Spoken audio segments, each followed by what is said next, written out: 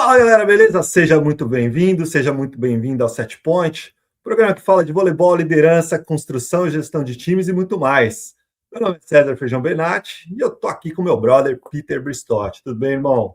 Fala Feijão, fala galera, caderninho e caneta na mão para anotar muita coisa boa hoje. Bora falar de voleibol e muito mais.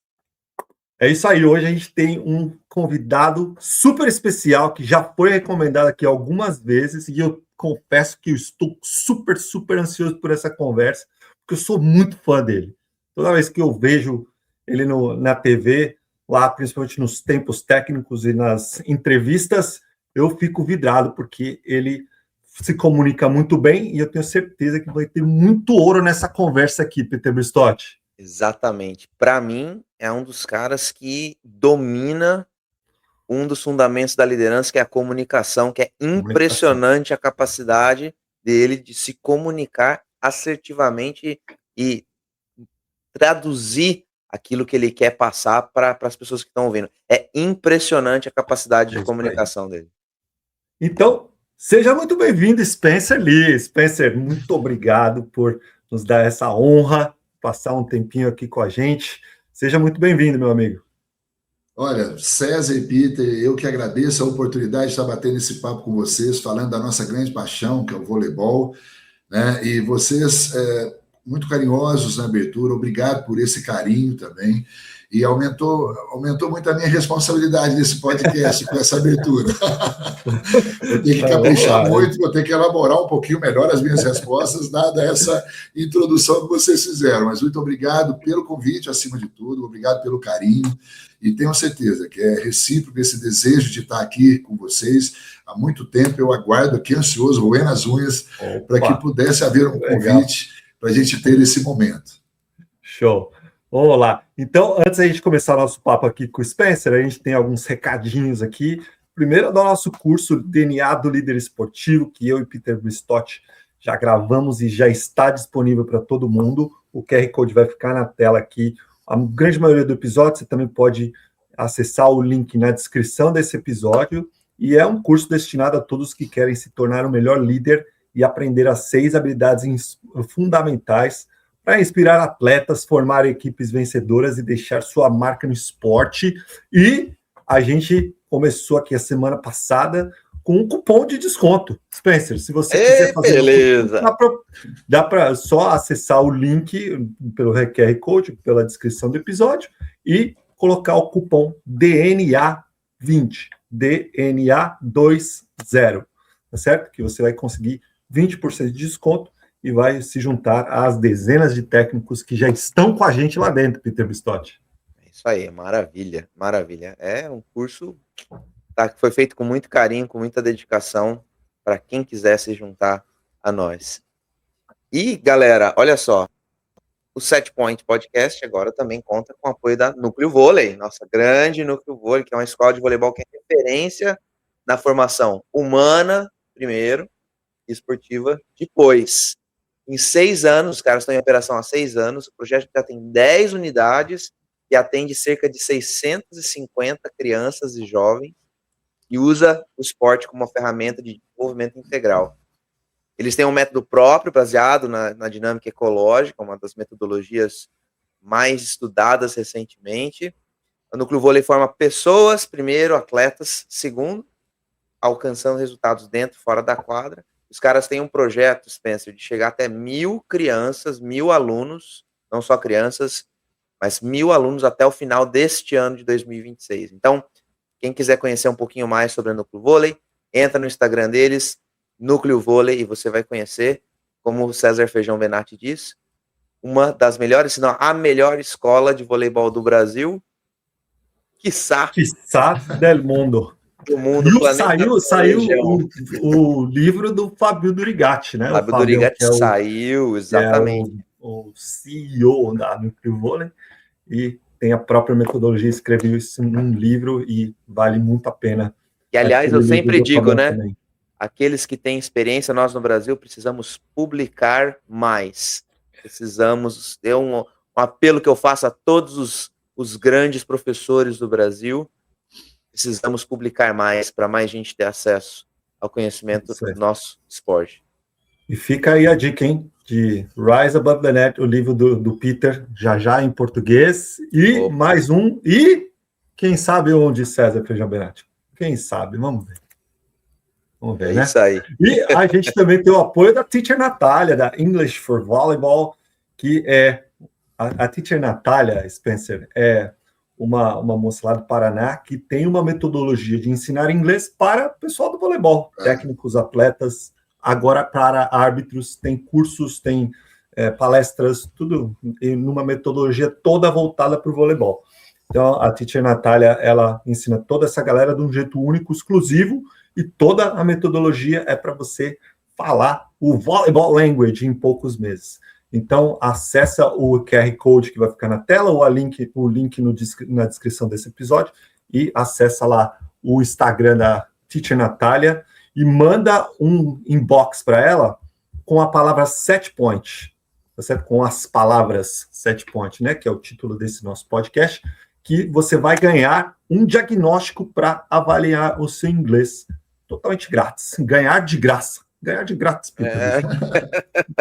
Até aqui, ó, injeção na testa. O Spencer, o Peter, ele fala 187 línguas, né? O Que cara legal. fala idioma mais do que eu já participei de jogos de voleibol. Então, é impressionante. Nem sei se tem tudo isso de língua no mundo, mas falo, exatamente, tá certinho. Tá? O cara fala tudo quanto E mais da metade aprendeu com a Teacher Natália. Viu? A Teacher Natália é incrível. Um beijo, Nath. Beijo. Então vamos lá. Spencer, cara, como a gente falou aqui no começo, a gente é muito seu fã pela sua capacidade de comunicação, por toda a sua história dentro do voleibol brasileiro, né? Você que foi técnica no SESI Uberlândia, no Praia, passou muito tempo lá no Praia, né? No comecinho do projeto, desenvolveu aquele projeto de uma maneira espetacular, lá no Rio do Sul, olha, Rio do Sul, eu estou buscando o seu volleybox aqui, passou um bom tempo lá no Osasco também, teve uma passagem pela seleção brasileira universitária, lá no Taubaté, e hoje está no Brasília.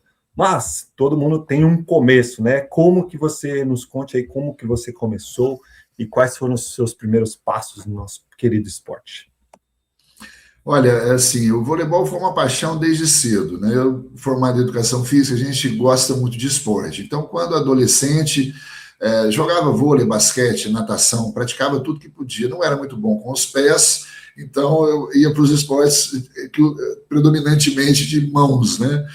Então, eu joguei handebol, vôlei, basquete, natação e me apaixonei pelo voleibol, né? Tive alguns convites, eu joguei como levantador, 1,88, na época o nosso titular da seleção brasileira era o William, então olhavam para mim com aquela perspectiva, pô, você é um cara grande e tal, mas meu talento nunca me levou a patamares maiores. Eu disputei em Minas Gerais, eu sou nascido em Passos, né, no interior de Minas. Os jogos do interior de Minas eu disputei desde os 14, 13 anos de idade.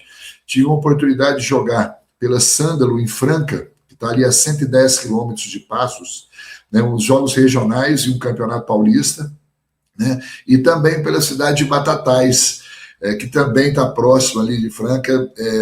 Essa foi minha carreira dentro do voleibol, mas muito apaixonado pelo esporte, resolvi fazer educação física, né? No início, as minhas influências eram os meus professores de educação física, diferente do que a gente vê hoje, né? A gente aprendia o esporte primeiro na escola, né? E a partir desse momento que você se apaixonava pelo esporte, você ia para o clube buscar a escolinha ou o desenvolvimento da modalidade, né? Então, foi bem dessa forma, César. Poxa, tive pessoas maravilhosas nesse caminho, que até hoje, sempre que vou a Passos, minha mãe e 2 irmãos ainda moram lá, manifesto esse grande carinho que tem pelas pessoas que hoje já são senis, né? Se eu já sou um senil, imagina essas pessoas que me influenciaram, né? E procuro manifestar todo esse carinho e reconhecimento da importância que eles tiveram na minha vida. Vocês estavam falando no início sobre a escola de voleibol, vão atingir mais de 1.000 atletas. Pensa a importância que a transformação né? Isso ocorre dentro daquele universo, daquelas pessoas, daqueles jovens, crianças, adolescentes, né? O esporte ele sempre foi muito transformador. Agora, havia um incentivo muito grande. Nas escolas, a educação física ser obrigatória era um elemento fundamental para o desenvolvimento humano. Como o Peter colocou, primeiro desenvolver o humano, depois o atleta. Cara, isso era de uma forma mais natural, né? Hoje a gente precisa direcionar para isso. Tamanha ausência, tamanho gap que ficou, né, dessa formação humana e formação técnica, vamos chamar assim, desenvolvimento técnico da modalidade, né? Hoje, sei lá, 70%, 60%, não tem a estatística, é no chutômetro mesmo, mas 60% eu vou chutar das pessoas que querem se desenvolver no esporte, tem que pagar a escolinha. Tem que pagar a escolinha, tem que se rebelarem dessa forma. Hoje é difícil, ou um professor de educação física também que esteja preparado, vai aí também uma crítica nessa situação, né?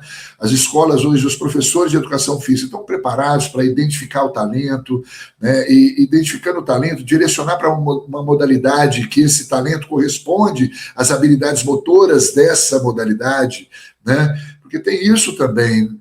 Então, enfim, eu devo muito a esse momento profissional, a minha carreira profissional, a professores de educação física que me incentivaram no início a praticar esporte, né? Foram exemplos para mim e acho que isso me tornou um profissional melhor, né?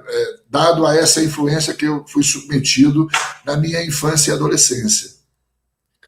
E você, Spencer, não é o primeiro que fala aqui, provavelmente não vai ser o último que foi influenciado por professores de educação física. Nós somos dois que foram diretamente influenciados por professores e muitos dos nossos convidados também tiveram esse tipo de experiência. E só falando, né, comentando sobre o seu comentário em relação à Núcleo Vôlei, que a gente tem a honra de ter como apoiador aqui, nós somos amigos muito, muito próximos das pessoas que criaram essa escola. Eles, hoje em dia, eles suprem uma deficiência que é geral, né, da falta de educação física nas escolas do Brasil, por causa de leis que foram instituídas que foram infelizes. Mas, sorte que a gente tem essas pessoas que entendem esse processo de formação do ser humano através do esporte e oferecem esse tipo de serviço. Ganham seu dinheiro por causa disso? Óbvio, e nada mais justo, entendeu? Claro. Mas usam o esporte como ferramenta de educação, que é a nossa linha aqui, né? Vocês sabem que sempre que eu vejo um convidado falar da influência dos professores de educação física, eu fico mais, de um lado, muito feliz de saber que a nossa profissão, assim como todos os professores, qualquer que seja a disciplina que lecionam, tem esse poder de transformar as vidas, mas gente, nós estamos no século XXI, tem uma porrada de pesquisa demonstrando quanto o trabalho com o corpo faz as crianças se desenvolverem melhor, ficarem mais inteligentes, e aí não é uma questão relativa, é uma questão absoluta. Você se exercita, você literalmente se torna mais inteligente. Tanta pesquisa que sai por aí, toda hora a gente vê nas redes sociais, na internet, na televisão, a importância da atividade física, principalmente no momento crítico da vida. E aí, Spencer, você já deve saber que eu sempre puxo a sardinha para as categorias de base, para o desenvolvimento das crianças, e a gente vê a educação física ainda muito negligenciada no ambiente escolar. Cara, é um apelo sempre que eu posso, que eu faço para as nossas autoridades, para repensarem isso, e aos professores de educação física que têm a oportunidade de estar na escola, que a gente ainda tem alguns lugares que tem, da responsabilidade muito séria que nós temos com o corpo das crianças que estão nas nossas mãos. E agradeço a todos os professores de educação física por serem luzes, faróis nessa estrada que parece que fica cada dia mais escura. Verdade. Uma coisa interessante, né? A gente vê hoje a juventude, a dificuldade de se relacionarem na relação interpessoal. Se relacionam muito bem por celular e computador, né, nas plataformas, mas tem dificuldade. Olha o que o esporte coletivo é capaz de transformar dentro dessa realidade hoje. Né? Eu sofrer a consequência do erro do outro, isso é um aprendizado incrível que a gente tem. Né? Eu também, em alguns momentos, ser o protagonista daquela situação, né, de um último ponto de um set, ter contribuído na vitória, o sentido coletivo que o esporte traz, de aceitação do perder e do ganhar, essa administração emocional de se manter equilibrado dentro da vitória, dentro da derrota. Hoje a gente vê uma estatística absurda de suicídios de pessoas que se frustram em alguma situação. Olha o quanto o esporte ensina isso, quantas derrotas nós tivemos no esporte, quantas derrotas nós tivemos na vida, e o esporte nos preparou para aquela situação, e quantos grandes momentos nós vivemos que também nos mantivemos com os pés no chão. Isso não nos transformou numa pessoa mais arrogante ou com o sentimento de ser melhor do que as pessoas em torno em função disso, porque tanto na vitória quanto na derrota, o dia amanhã amanhece e nós vamos para uma vida e tudo que passou e a gente tem que recomeçar de novo sempre. Né? O esporte traz muitos elementos que são transformadores, são formadores, claro, e eu acho que a gente discute tanto a nossa sociedade, né? Discute tanto o momento que a gente vive, a humanidade, a gente tende a uma desumanização nesses últimos anos, a gente está ficando cada vez pior, assim, sendo bem simples no comentário, o ser humano está ficando cada vez pior, mais desumanizado.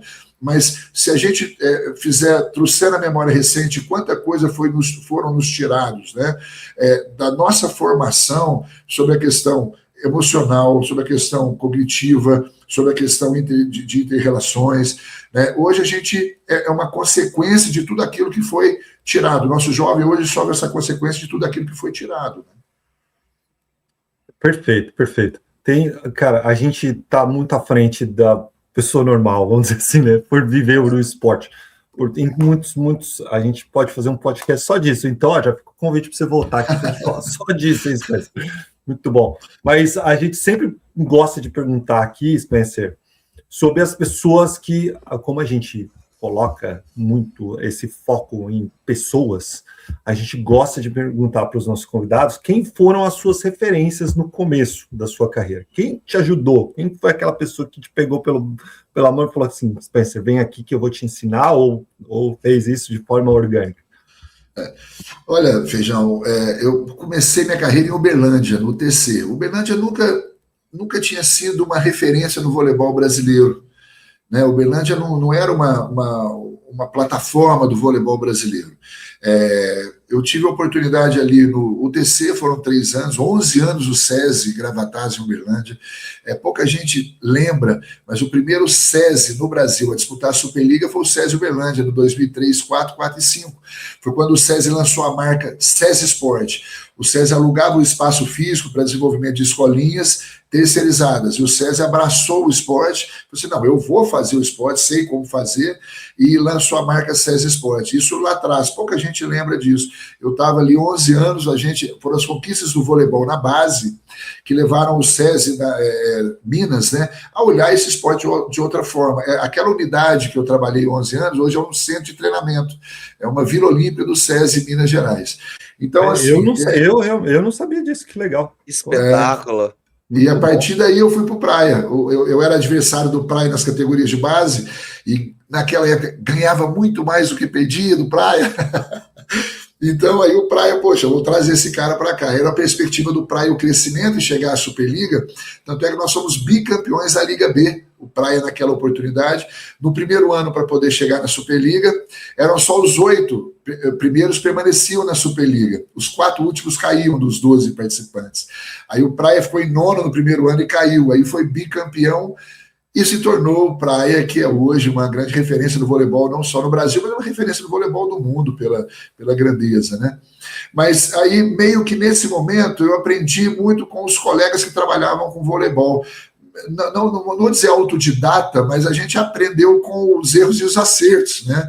a gente não tinha muita referência. E o Uberlândia tinha um professor Theo de Paula, que era técnico masculino, que eu gostava muito de acompanhar ele, o Daniel Brito, que era um técnico também. Isso eu estou dizendo, o Theo era juvenil e adulto, o Daniel era infantil e infanto, não tinha categorias. Aí, depois o SESI, eu entrei no TC, conquistamos um campeonato do interior de Minas, o segundo no estadual, o SESI abriu uma porta ali, e aí cresceu muito, conquistamos vários títulos das categorias de base, e fomos crescendo até ser campeão mineiro adulto e participar da Liga B. Mas, por exemplo, na minha carreira, aprendi muito, eu tive grandes oportunidades de acompanhar pessoas que influenciaram muito a minha carreira. Por exemplo, essas duas Superligas do SESI, eu era o técnico da equipe, fui convidado a ser o assistente do Percy Onken. Vocês conhecem o Percy, é uma enciclopédia do voleibol, talvez junto com o Marco Lebá, os dois caras que mais ganharam títulos mundiais na história do mundo. Dois dos arquitetos do voleibol brasileiro. Lembrando vocês, a história do mundo. A gente chama eles de arquitetos do voleibol brasileiro. E o supervisor, o gestor, vou chamar assim, o gerente desse projeto foi o Adson Lima, convidado pela FIENG, né, a Federação da Indústria do Estado de Minas Gerais em Belo Horizonte. O Adson, além de um grande técnico que era, ele também havia sido vereador e secretário de esporte de Belo Horizonte. Então a FIENG convidou o Adson, um nome forte, para dar peso à marca SESI Sport, trouxe o Percy, eu me tornei o assistente do Percy e era o supervisor da equipe no segundo ano. No primeiro ano foi a Vânia, minha colega de trabalho lá. Então foi a primeira oportunidade que eu tive de acompanhar alguém de uma prateleira diferente. Né? Poxa, a gente estava lá em Uberlândia fazendo voleibol, chegou o Percy. Opa, vamos aprender com esse cara aqui. Depois eu tive no Praia um ano de assistente do Boni. O Boni, que foi bicampeão olímpico com o Zé Roberto, então trouxe um pouquinho desse conhecimento da vivência do Zé, né, da dinâmica do trabalho do Zé. Eu dei outro passo, me profissionalizando ainda mais, observando como as coisas eram feitas dentro do fenômeno da seleção brasileira que era naquele momento, né, ganhando tudo. Depois, com uma gratidão imensa, minha primeira experiência internacional veio o convite do Hélio Griner. Poxa, aí eu vou beber da fonte do Bernardo Rezende ali, como assistente do Hélio em 2 universidades, foi vice-campeão em Kazan, na Rússia, e 4º lugar em Gwangju, na Coreia. Aí, nesse momento, o Praia também jogou o Top Vôlei Zurique, nós fomos vice-campeão, perdemos para o Dinamo Krasnodar, tem uma história interessante disso aí, bastante pessoal, mas depois eu conto para vocês. E, enfim, eu fechei esse ciclo dos assistentes, deixa eu ver se eu não estou esquecendo ninguém para não ser injusto, né, com o Luiz Omar, que é outro cara que, poxa, é um grande técnico, é um grande gestor, um cara de um conhecimento, de uma vivência do voleibol muito grande. Então eu tive oportunidades assim incríveis de acompanhar pessoas que me trouxeram muito conhecimento, muita experiência, muita sabedoria. E aí vai um comentário, é uma brincadeira, eu vou avisar para ninguém ficar magoado. Como diz o nosso filósofo, fala assim, olha, aprender é sempre bom. Na pior das hipóteses, você aprende o que não deve ser feito. Mas poucas vezes eu adquiri essa informação. Era sempre a experiência vivida por todos eles técnicos de seleção, né, com uma experiência internacional muito grande. Eu acho que isso contribuiu muito, muito para a minha formação. Eu não posso esquecer de ninguém. Se eu esqueci, me perdoe. Eu falei do Percy, do Boni, do Hélio, do Luiz. Vocês dois me ajudam a se esquecer. Mas eu acho que é isso aí, contribuiu demais. Do Adson Lima, E, pô, maravilhoso. Você talvez bebeu da fonte das 4 fontes, eu vou colocar aqui 4 fontes principais do voleibol contemporâneo brasileiro, né? Lá com o Percy, que foi o arquiteto das categorias de base, que montou toda, que não criou, mas desenvolveu toda aquela geração da década de 2000, o Boni, que segue a linha do Zé, o Hélio, que segue a linha do Bernardo, e o Luiz Omar, que criou a própria linha e tem tido muito sucesso há muitos, muitos anos. E a minha próxima pergunta é exatamente em relação a isso. Você navegou na sua carreira como head coach, depois como assistente, de novo como head coach, e como todas essas experiências, tanto sendo autodidata, quanto bebendo dessas fontes maravilhosas e sendo assistente dessas pessoas e indo de head coach para assistente, de novo para head coach, como todas essas experiências te moldaram para você ser o técnico que você é hoje? Olha, César, assim, foi muito legal vivenciar tudo que eu vivi com essas pessoas. Isso contribuiu muito para que eu ampliasse também essa perspectiva profissional. Por exemplo, como técnico, a gente sabe da responsabilidade que tem sobre a elaboração do planejamento de treino semanal, da elaboração de planos de jogos, a contribuição, né, para que isso aconteça, da responsabilidade da relação. A gente costuma brincar que eu nunca perdi um jogo sentado na arquibancada. Né? É só quem está em pé ali é que perde. A gente sempre sabe o que fazer, né, estando sentado na arquibancada com os braços cruzados. Então, o fato de ter sido protagonista, né, o head coach, em algumas situações, me gerou uma responsabilidade muito grande, uma casca, vamos chamar assim, muito grande. Quando eu caí para ser um assistente, eu tentei ser o melhor assistente mais próximo de head coach que eu poderia ser. Então, por exemplo, eu não omiti as minhas opiniões. Claro que em algumas situações elas se diferem, em outras situações elas se complementam, mas eu acho que era meu papel naquele momento. O Luiz Omar, ele sempre usa uma expressão que eu acho muito legal. Ele fala da comissão técnica dele, do qual eu tive a honra de participar por 7 anos e meio, que eu não tenho assistentes, nós somos 3 técnicos. Na época era o Luiz, o Jé e eu. Depois, quando eu saí, entrou o Henrique Modenese, depois do Henrique veio o Toca. E se você perceber, assim como também poxa, a comissão do Bernardo, Tabachi e Hélio Griner. Você vai chamar alguém de assistente? Não que seja ofensivo, mas olha o nível de sabedoria, o nível de responsabilidade, porque o que eu acho, o que eu sinto, né?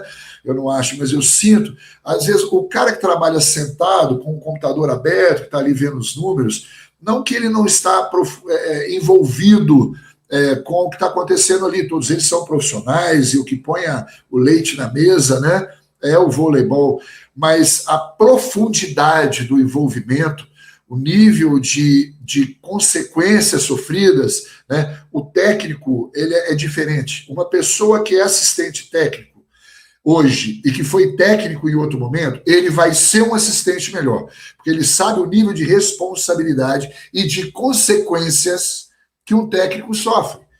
Né? É raro você ouvir, eu sinceramente nunca vi, alguém da arquibancada chamar um assistente de burro. E ele pode ter errado ali uma informação, ele pode ter deixado de dar uma informação. Quantas vezes você está no calor do jogo, acaba o set, você vai ver o match report, tá lá, uma menina recebeu 12 bolas, rodou uma. Fala, poxa, como é que ninguém me passou esse número? Essa menina, talvez essa menina não, mas a que está no banco merece uma oportunidade nesse momento, com essa estatística. Pô, a jogadora está passando para 18%, sacaram 8 bolas, 12%, sacaram 8 bolas nela, passou uma com passe A e B. 12%. Cara, eu tenho que dar uma oportunidade para outra menina que também se preparou a temporada, a semana, o mês, para aquele momento. Né? Então, o assistente é muito importante. Aquele assistente que já trabalhou como técnico, ele tem, na minha opinião, ele tem algo mais, porque ele sabe o nível de responsabilidade e consequência que as ações do técnico que está ali em pé sofrem. Então, eu me preparei para ser um assistente melhor a partir do momento que eu vinha de uma carreira como head coach. Você sabe que... Desculpa, só um pequeno comentário, porque eu também tive esse desenvolvimento na minha carreira, né? Eu era head coach na universidade que eu estava lá em Bakersfield, daí mudei, fui assistente na LMU e agora sou head coach de novo. Então, exatamente o que você falou, eu traduzia de uma maneira diferente, mas era exatamente isso. Eu entendia a profundidade da posição que o head coach estava. E podia ajudá-lo de uma maneira mais direta e mais profunda. Profundidade, eu acho que é uma palavra perfeita que você usou, muito legal. Que eu ia dizer que é muito legal ouvir você falar isso, Spencer, que eu sempre digo que hoje aqui eu sou diretor do clube, então eu estou no comando dos técnicos. E parte do meu trabalho, enquanto nas categorias de base os técnicos e os assistentes estão dando treino, eu estou lá para ajudar. Vou pegar a bola, mas também para observar e ajudar da maneira como for como for possível e necessária. E aí a gente observa, e com todo respeito, todo carinho aos profissionais, e eu digo isso sempre, que o assistente que concorda o tempo inteiro e fala amém, amém pro técnico, será que ele precisa estar ali?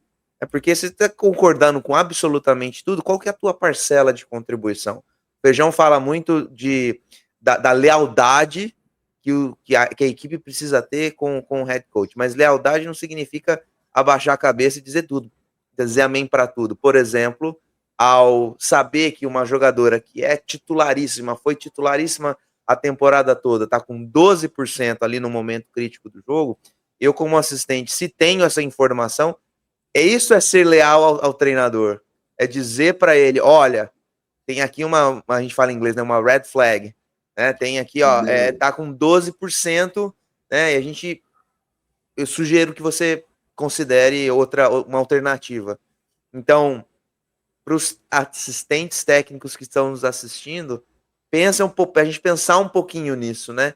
O técnico principal, ele precisa dessa nossa intervenção, com todo respeito, e obviamente, mas não é porque eu estou na condição de assistente técnico que eu tenho que concordar com absolutamente tudo que o técnico principal diz, porque é justamente essa diversidade de pensamento e de perspectivas do jogo que podem nos ajudar, às vezes, a sair de uma situação difícil, né?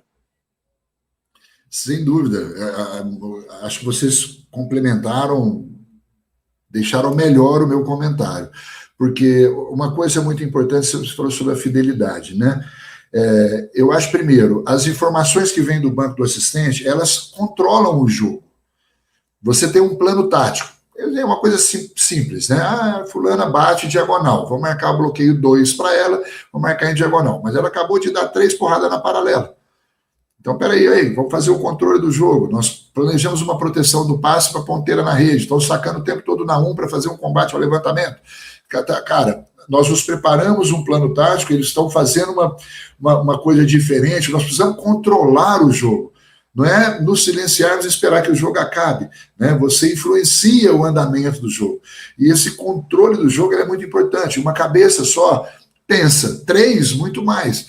E a gente acha assim, o time pequeno e o time grande.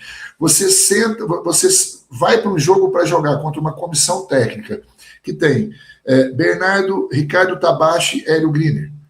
Poxa vida, 3 cabeças, não cabe na tela o tamanho que pensa o voleibol naquilo ali. Entendeu? Cara, você tem que, da mesma forma, jogar o jogo de xadrez também, pensar, e você não vê tudo. Eu acho, muito pelo contrário, tendo experiência como assistente, o cara que está em pé, ele está tão mais próximo do envolvimento emocional do jogo, que é mais fácil o cara que está sentado, com a adrenalina mais baixa, a frequência cardíaca mais baixa, olhando os números, assistindo o jogo de uma posição confortável e vendo os números, é muito mais fácil ele, tendo o conhecimento, essa amplitude do conhecimento, contribuir para esse caminho do jogo, esse controle do jogo, né? As nuances que o jogo traz, enfim. Eu acho isso muito importante. E quando você falou da fidelidade, Peter, eu acho muito legal. Vou dar um exemplo que eu já vivi os dois lados e aprendi com isso. Cometi também alguns erros, né, mas aprendi com isso. O assistente na relação com o atleta, o técnico é o cara que vai, ei, Feijão, essa bola é sua, não pode cair essa largada. Pô, Peter, enfrentou...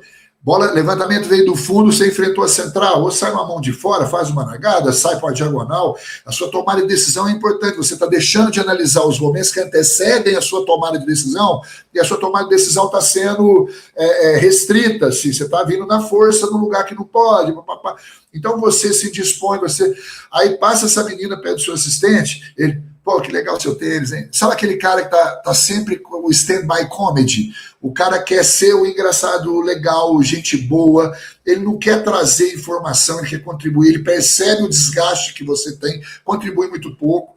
Em algumas situações, eu meio que antecipei alguns assistentes para ir para o confronto também, para mostrar, não é fidelidade para ele, mas é uma convergência de pensamento que está fluindo igual, a gente pensa igual, está brigando com ele, está brigando com todo mundo. O pensamento ele é nosso, ele não é meu. Né? Algumas pessoas na comissão técnica Se tá tudo bem, vamos sair na foto abraçadinhos. Se não tá, eu tô, tá na hora do conflito, é a hora de eu tomar água, é a hora de eu pegar uma toalha, é a hora... Eu acho isso muito desagradável, né? Muito desagradável, entendendo que a fidelidade ela transcende também. A gente não quer puxa-saco. Você falou uma coisa muito importante. O cara que ele não concorda com você, ele vai te fazer pensar de uma outra forma. Eu posso, é igual a gente brinca, a gente é super democrático, todo mundo opina, eu decido, pronto. Né? Mas um pouco disso da responsabilidade que o técnico tem. Mas ouvir é muito importante. É importante porque você traz a pessoa para a sua tomada de decisão, né? Ele se sente importante porque você está ouvindo ele. Algumas vezes é importante você se submeter à ideia dele, claro que sendo uma ideia legal, pertinente, acrescentadora, para que dê a ele a importância desse momento. Né? Pô, o que você acha disso? Pô, legal, boa ideia, vamos fazer assim. Né? O que você acha de um treino assim, assado? Pô, legal, toca esse treino. Toca esse treino. O cara aí ele vai dar treino, é a vez dele, tem que cobrar a bola que caiu, a tomada de decisão errada da Nanã. Aí ele se coloca nessa condição de passar pelas dificuldades que o head coach tem. Isso também amadurece, acrescenta um pouco nessa sequência dele. E olha só que legal essa sua fala, de um papel do head coach que muitas vezes passa despercebido, que é ajudar na formação do assistente também. Né, desenvolver os membros da sua comissão técnica porque todo mundo que está trabalhando na comissão técnica, head coach inclusive, tem aspirações profissionais. Sim. Todos têm. E essa nossa responsabilidade enquanto head coaches, dessa questão educacional de desenvolvimento da comissão técnica como um todo, que muitas vezes passa não despercebido, mas fica em muito segundo, terceiro, quarto, quinto plano, por conta de outras responsabilidades que a gente tem como na função de head coach. Perfeito. Peter, só fazer um comentário muito legal que você abordou sobre essa situação. Todos os assistentes técnicos têm as ambições, as aspirações. E é difícil também para um head coach olhar para essa situação real que acontece e da mesma forma se abrir, se fragilizar em algum momento, porque eu preciso dizer, o técnico tem uma vida muito solitária. Né? Eu já fui assistente que nós tivemos derrotas e eu vou para casa, abro uma latinha para descansar, ligo uma TV, e como técnico você perde alguns jogos importantes, você chega em casa, você abre a latinha de qualquer forma, cara, mas você sofre, você vai dormir 3 horas da manhã, você sofre. Eu demorei um pouco para amadurecer nessa situação, né, sobretudo no início da minha carreira, no Praia, o Praia me colocando dentro de um cenário nacional, eu queria entregar para o Praia muito disso, e foram 8 anos, foi muito bom, devo muito ao Praia essa oportunidade, né, mas também contribuí muito para o Praia, ali no início. Hoje com 14 milhões é muito mais fácil fazer voleibol do que a gente fazia na época, quando contava era 1.000, a frase, o valor acabava em 1.000, não era em milhões, e a gente fazia um voleibol competitivo, de revelar, né, jogadoras, enfim, mas eu vejo muito isso, e a gente tem que trabalhar essa situação, porque em alguns momentos você tem que olhar para os seus assistentes e falar assim, por mais que eles tenham ambição de crescimento, a aspiração de se tornarem head coaches, né, eles são meus assistentes agora, eles estão comigo nesse momento, e você tem que fazer isso, e algumas vezes você leva a sua comissão técnica ou parte dela. Outras oportunidades, você chega num lugar que você não conhece ninguém, você é a única pessoa que veio de fora, Ano passado eu cheguei em Brasília, eu trouxe o Caetano, meu preparador físico. Eu chego, é o universo todo preparado e encaixaram 2 peças ali, um técnico e um preparador físico.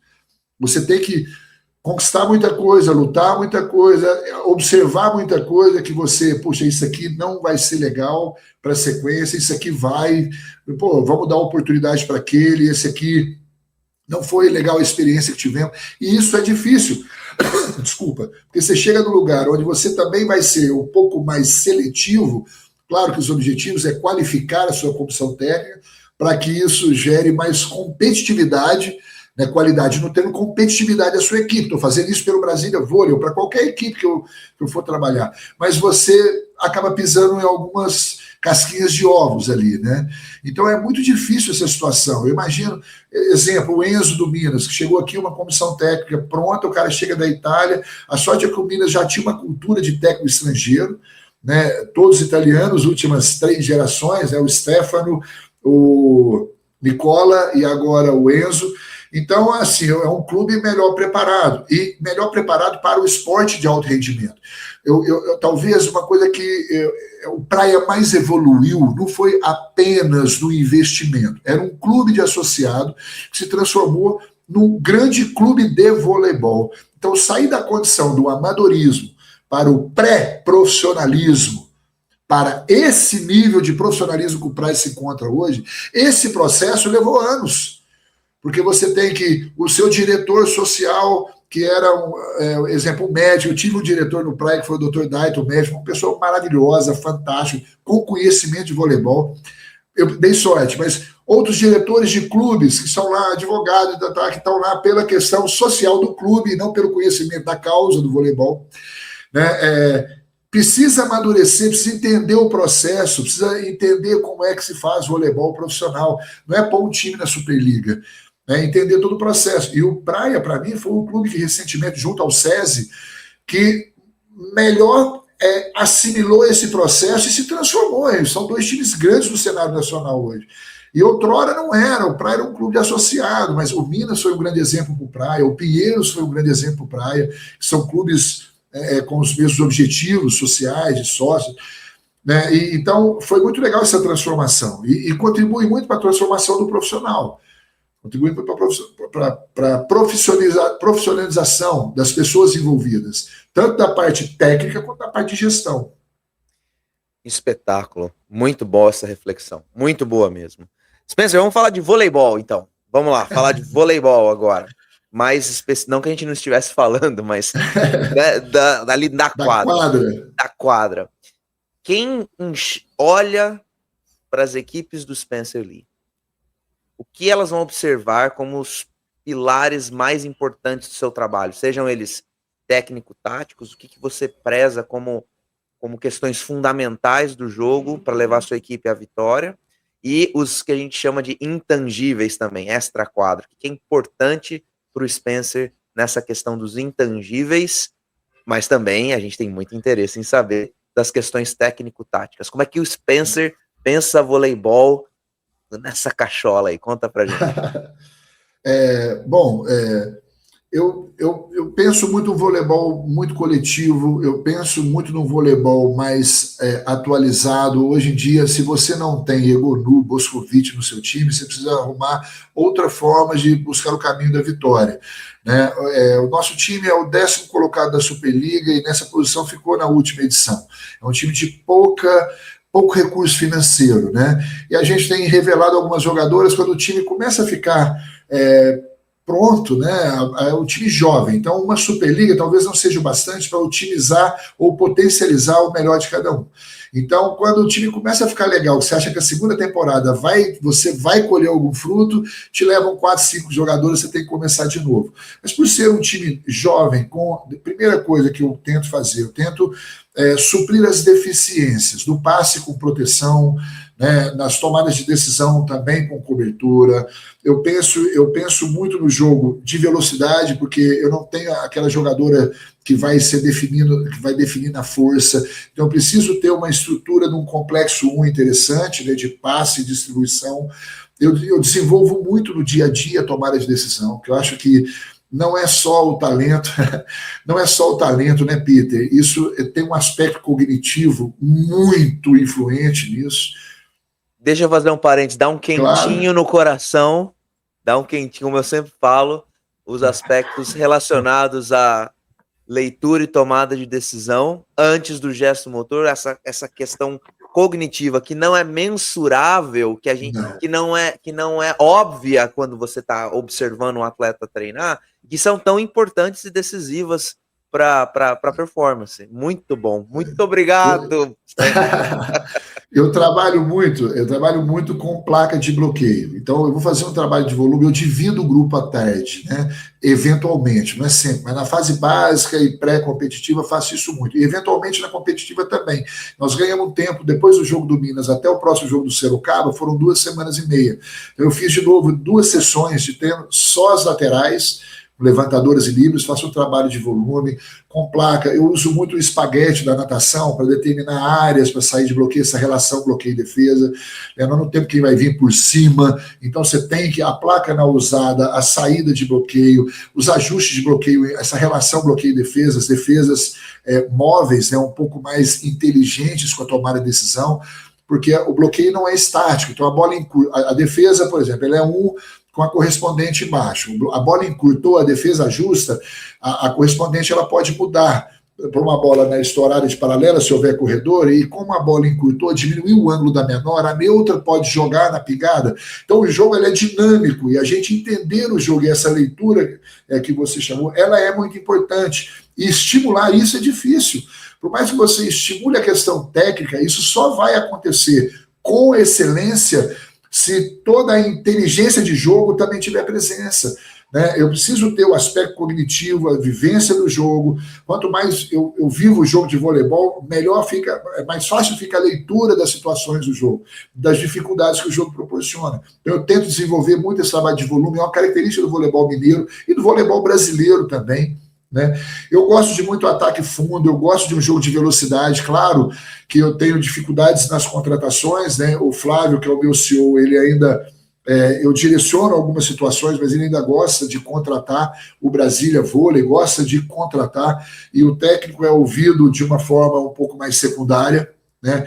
É um modelo Brasília Vôlei, não cabe a mim julgar se isso é bom ou ruim, é certo ou errado, mas é assim que funciona no Brasília Vôlei.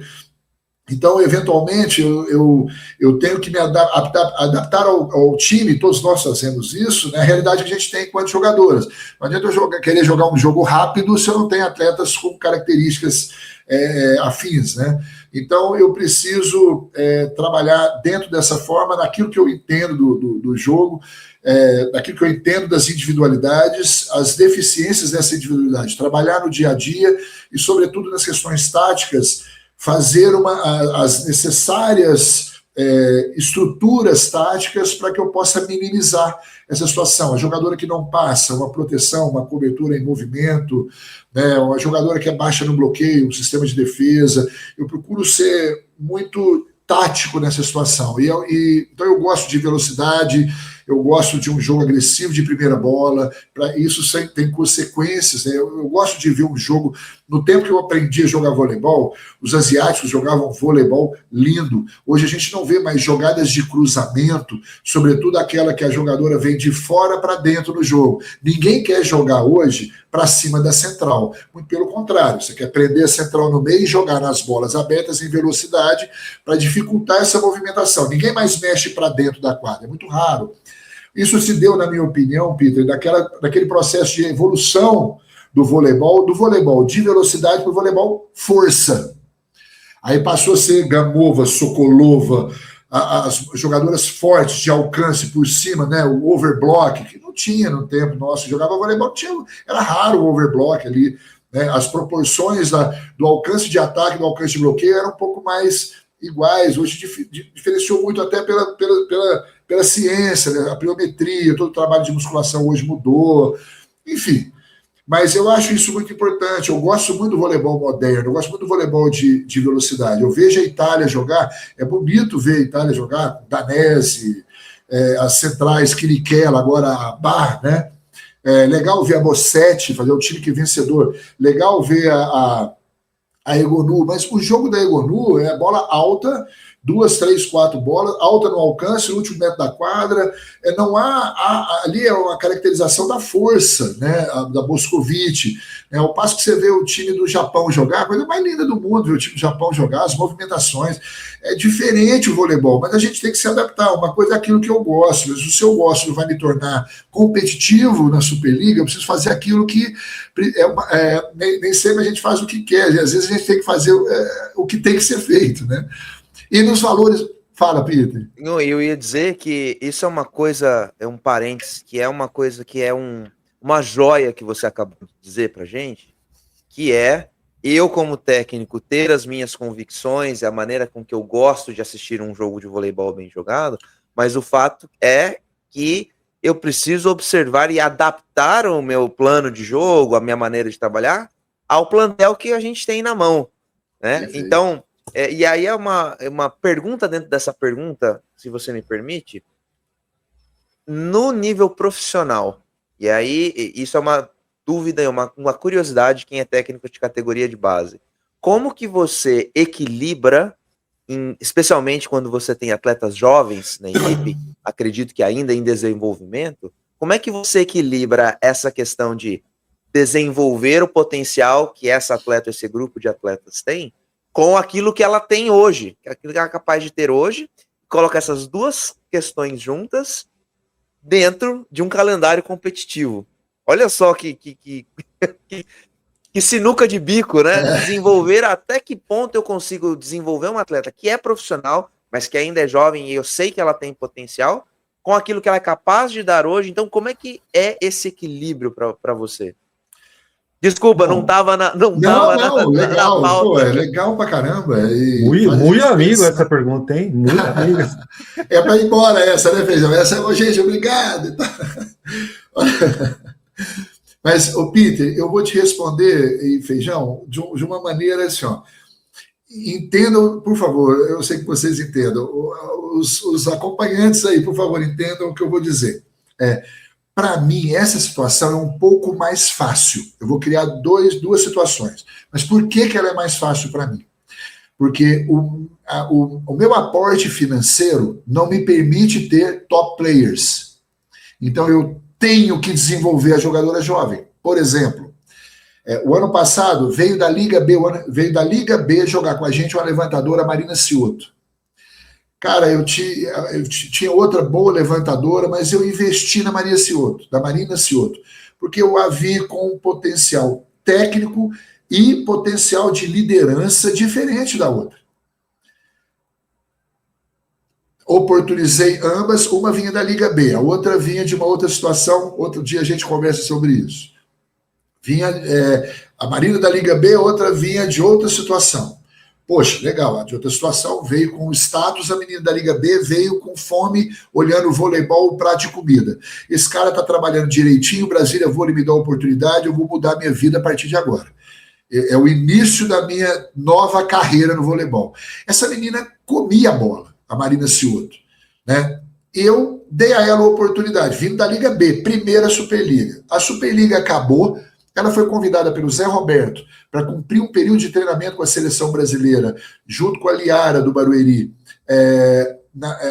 antes da VNL. Então, assim, e ela foi contratada pelo Osasco, o atual campeão da Superliga. Ou seja, eu só tinha, não era eu só tinha vai tu mesmo, eu tinha duas opções. Eu acreditei nela, era a primeira participação dela na Superliga, vinha da B. Chegou lá, dei a ela a oportunidade, ela comprou a briga e está hoje no Osasco, lembrada pelo Zé Roberto, então aconteceu. Para o Brasília Vôlei isso é mais fácil, porque a minha aposta hoje, a Gabi, veio para a gente com 21 anos de idade, ela era reserva da Giovana do Barueri. Nunca jogava, porque a Giovana é uma jogadora boa na rede, boa no fundo, invertia pouco com ela, veio, o início da temporada foi ela, aí nós tivemos que adaptar, eu não tenho uma segunda aposta, né? Aí eu tive que adaptar uma ponteira, investir na Karen, uma jogadora de 1,77 m, mas salta 1,88 m, vira 3,45 m. Vamos embora na Karen. A Karen também, 23 anos de idade. Né? 2 oportunidades na Superliga, jogou no Pinheiros, aí foi rebaixada com o Pinheiros. A Manu, uma outra ponteira, 22 anos de idade, veio rebaixada do Brusque. Né? Tá jogando de titular também, um atacante, o Morena, 1,86 m, um atacante de força. Então, para o Brasília Vôlei, isso é mais fácil, porque é o que a gente tem. Eu entendo a dificuldade, por 7 anos e meio no Osasco, a Marina tem o mesmo talento, a mesma grandeza, mas ela lá tem a Gina Gray. Então, talvez não seja o momento da Marina tocar um projeto com o nível de responsabilidade que tem o Osasco. mas ali 1, 2 anos, ela, se não tiver oportunidade, ela vai ter que sair para passar por essa dificuldade de jogar o jogo. A gente costuma brincar que ficar no banco batendo palma não dá experiência para ninguém, né? Te dá uma vivência ali, mas errar a última bola, como diria o Michael Jordan, né? Muita gente vê nos vídeos eu metendo a última bola, mas ninguém lembra de quantas eu errei para que eu metesse aquela última bola naquele momento. Então, isso é que vai dar a ela a condição, né? Poxa, você já imaginou? A Camila Bright foi minha atleta na base. Ela foi minha atleta no SESI Uberlândia, na base, infanto-juvenil, e 4 anos na seleção mineira, dos quais nós fomos 2 vezes campeões brasileiros, 2 vezes vice. Quando o brasileiro era 8-7, 8-8, a geração 8-7 ganhava. No outro ano era 8-8, 8-9, a geração mineira 8-8, a Camila Bright é 8-8. Você imaginou você ser reserva da Camila Bright no Osasco? Você só vai ter uma oportunidade no dia que ela não estiver bem, no dia que... Agora, num clube pequeno, essa menina chega e ela fala, pô, ali eu vou ter uma oportunidade de jogar, de enfrentar a Camila Bright, de enfrentar as grandes jogadoras. E de daqui no segundo ano, me medir qual é o tamanho do meu talento. Será que eu vou conseguir chegar lá? Porque a ambição todo mundo tem. O que é difícil é suportar, né, todo o processo que te leva até o topo. Isso é difícil, porque a menina se perde algumas vezes, se dilui aquela motivação da infância, né, se dilui o sonho, né, se desfaz, porque ela percebe as dificuldades, eu não vou chegar lá, eu já entendi, mas eu posso me transformar numa jogadora mediana, ganhar meu dinheiro, ser profissional, né, ter comprometimento por onde eu passo e ser justo com a minha carreira. Né, ser justa com a minha carreira. Mas, Peter, respondendo, para o Brasília Vôlei é mais fácil, porque o Brasília Vôlei vai oportunizar a jovem jogadora. Ela lá não vai concorrer com muito... Eu tenho 3 jogadores experientes. A Nayara com 35 anos, a Vitória Líbero com 30 e a Jordane com 40 de levantadora. A levantadora titular tem jogado a Ana Paula Jordane, que tem treinado muito bem. Ana Paula com 26. Na ponta tem sido a Duda com 26, a Manu com 22. Eu tenho uma central que tem 22 anos, que é a Lívia, está no 2º ano com a gente. Era a 4ª em Barueri, veio para cá o ano passado, se transformou na protagonista da Superliga, foi contratada pelo SESI na próxima temporada. Né, o ano passado perdemos a Ana Medina, que figurou entre as 10, com 26 anos de idade, 27 agora, foi para o Fluminense. Né, a Cioto foi. Então é papel do Brasília também. Então a gente não tem, resumindo assim, não tem grana para contratar top players. A gente contrata jogadoras jovens que são ambiciosas para o seu crescimento, damos a ela a oportunidade, aquelas que agarram a oportunidade acabam usando o Brasília de plataforma para, em outra oportunidade, outro ano, galgarem melhores salários, perspectivas melhores, campeonatos melhores, equipes mais competitivas e continuar o desenvolvimento. Porque estagnar ali talvez não seja a melhor opção. Uau, e isso é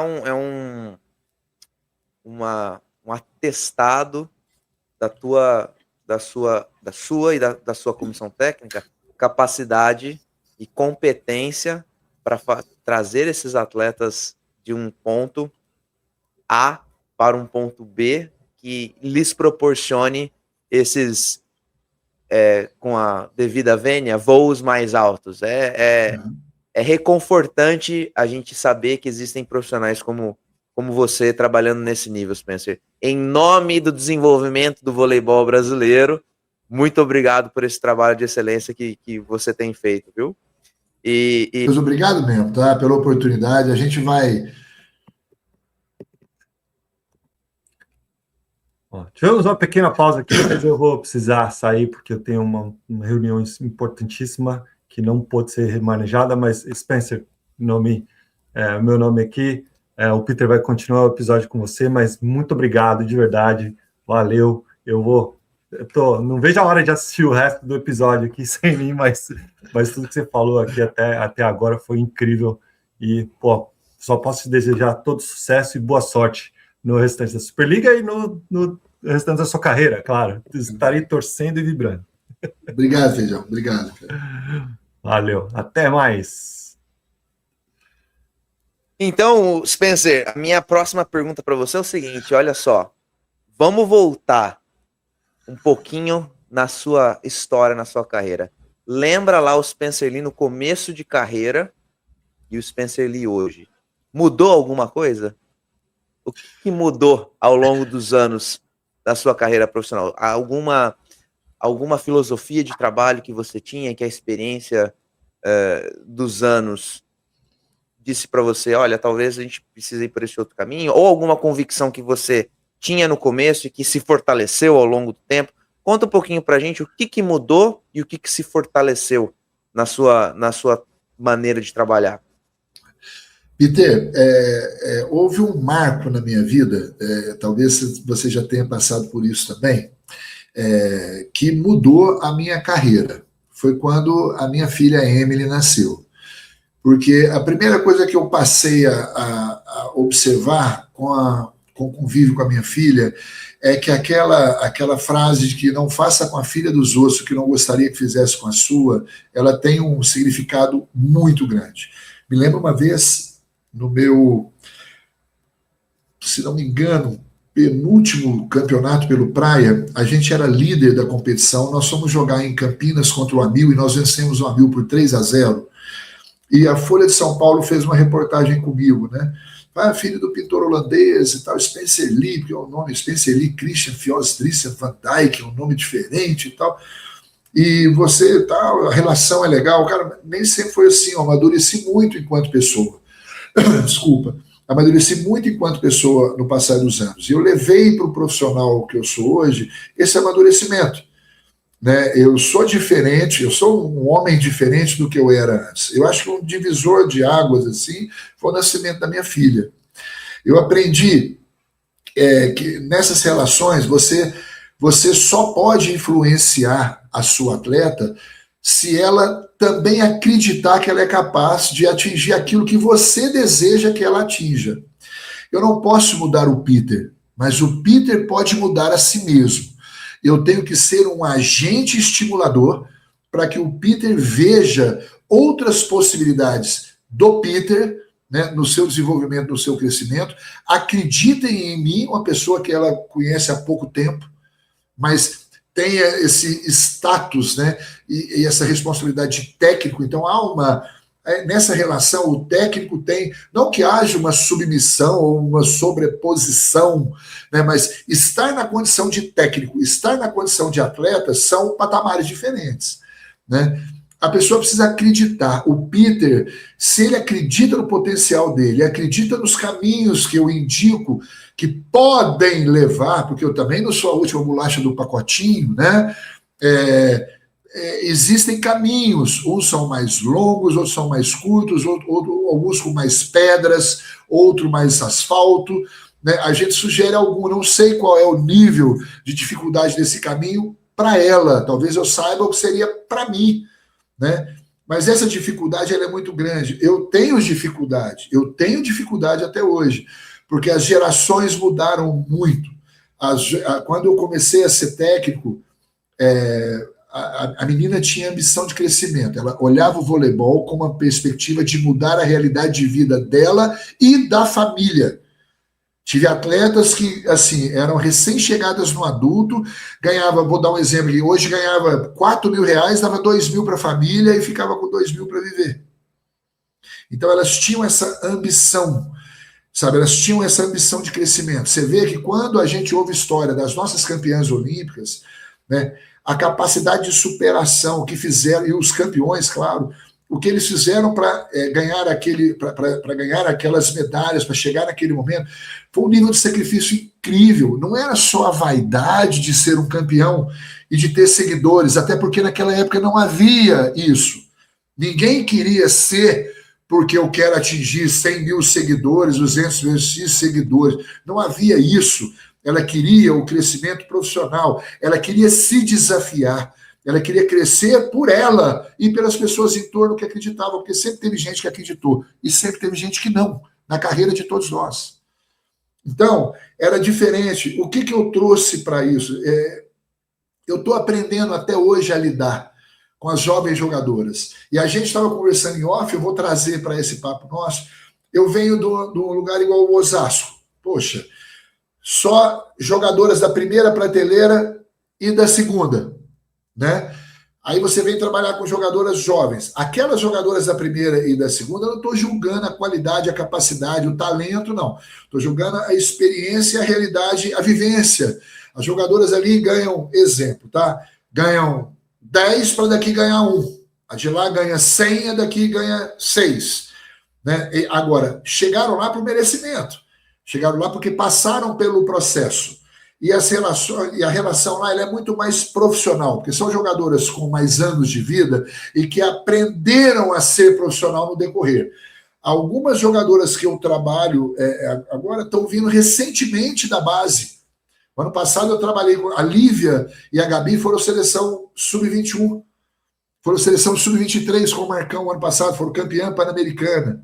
Né? Algumas jogadoras são jogadoras de sub-21. Então, estão chegando no adulto, são recente chegando no profissionalismo. Porque tá certo, hoje uma jogadora começa a ganhar dinheiro com 19, 20. Ganhar dinheiro, assim, ajuda de custo, bolsa, ajuda. Mas a menina com talento, chegou com 21 anos de idade, ela já é profissional. Mas ela não tem essa bagagem profissional do adulto. E ela passa a ter dificuldade de convivência com o adulto, que é a realidade diferente. O adulto acabou o treino, tira o tênis, põe um chinelinho e vai embora para casa.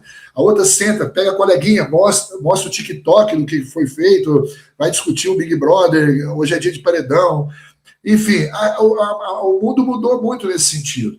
E eu estou aprendendo, eu não só aprendi, não, eu estou no processo. Eu estou aprendendo a lidar com essa nova situação. E, claro, não é vergonha dizer que eu ainda apanho muito, eu ainda erro muito, mas eu acerto também. E eu coloco para as meninas, olha, assim como vocês acertam e erram, o que nós vamos valorizar do outro? O erro ou o acerto? Porque se eu só cobrar do Peter o erro do saque, o erro do ataque, o ace que tomou, a defesa que não foi, a queda não foi, eu vou te colocar numa situação muito negativa. E assim é o técnico. Se o atleta olhar para o técnico e pensar, ele dá uma dura em mim aqui, mas não deu na outra, ele me chama atenção, mas sabe, me corrigiu 2 vezes seguidas, pode ser que isso seja uma situação que eu não considero erro, eu não considero uma correção, uma chamada a um erro, mas aos olhos da juventude de hoje, tudo isso é uma exposição, tudo isso é uma situação de desconforto. Então, eu ainda erro muito, eu ainda aprendo muito com as minhas relações com as minhas atletas, tento melhorar cada dia como pessoa e como treinador, né, e espero que elas valorizem os meus acertos, tanto quanto eu tento valorizar os acertos dela no dia a dia, para que ambos continuem motivados na relação, sabe, a fim de fazer a coisa acontecer, criar o nosso ambiente. Eu sei que a amizade não vai dar para a gente um campeonato da Superliga, mas torna um ambiente mais saudável de trabalho, né? Torna um ambiente mais saudável, as relações, isso pode fazer com que a gente evolua com mais facilidade, né?